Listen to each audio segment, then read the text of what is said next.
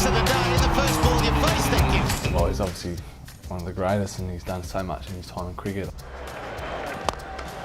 Dhoni can do anything though. If he really gets going, he can do anything. No question. This should be out. It's six! It's six! Here he goes. This is what Dhoni loves. When you're someone like MS Dhoni in India, you live a very different life. You know, he's got full-time security guards. He often doesn't really leave the hotel much. If he does, it's very much incognito. I had the pleasure of rooming next to him a couple of times, and you know, it was the night before a game and he was still up at about 3 AM and there was music going on and I'm trying to sleep, but no, that was fine. He still came out the next day and made a heap of runs. He had a big suite and whatnot and during the IPL, and always had people in his hotel room. His door was literally always open. There'd be cards. Loved his FIFA and PlayStation, and then the room would be filled with a little hint of mint from the shisha. The way he sort of seems to be so calm. Most of his warm-ups he grabs a ball and bowls half a dozen balls, and then we'll kick the soccer ball for a bit. He barely warms up.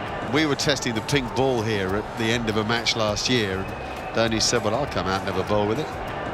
And guess what? He whacked it into the surface. Nothing seemed to faze MS when I played against him. He takes the game on and usually whacks spinners out of the game, so it's usually a big challenge for us. That one smashed away.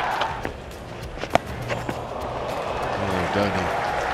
What about Dhoni? When you think about what he's achieved and the pressure that he's been under from a leadership perspective over the years, you can see why he's been at the helm for so long in cricket. Well bowled, yes, that's a beauty. Unfortunately, we've been on the receiving end of a few of his one-day classics, which hasn't been fun. Just watching the ball getting pumped over your head. You've seen him winning IPL tournaments, World Cups, Test matches, like incredible victories, and he just picks up the stunt, walks off. He just seems like the most level, calm captain. You know, nothing seems too big a deal. Crowd involvement. Fire up. Get it on the spot. No! He's aborted again. Much to the disgust of the Australian supporters. Just, I think, a great ambassador for cricket. An idol to a billion Indian people back home, but you know, I think hugely respected around the world. He's obviously a legend of a bloke. He's a legend of a cricketer, but he's such a good bloke, and I think it'd be exciting for the crowds to see him probably one last time in Australia.